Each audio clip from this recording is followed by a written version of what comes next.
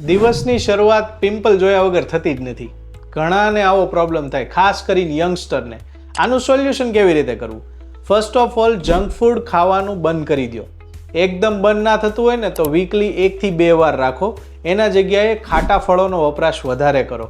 Second છે, ઘણા લોકોને આવી આદત હોય કે મેકઅપ કરે ને તો પછી રાત્રે ઉતારવાનું ભૂલી જાય. હવે યાદ રાખો કે હંમેશા ફેસ વોશનો યુઝ કરો જ્યારે તમે મેકઅપ કાઢો છો ને ત્યારે, અને બરાબર સ્ક્રબ કરીને મેકઅપને પૂરતો કાઢો. ચહેરા ઉપરથી પ્રોપર નીકળી જશે ને તો તમને ખીલ થવાના ચાન્સીસ ખૂબ ઘટી જશે.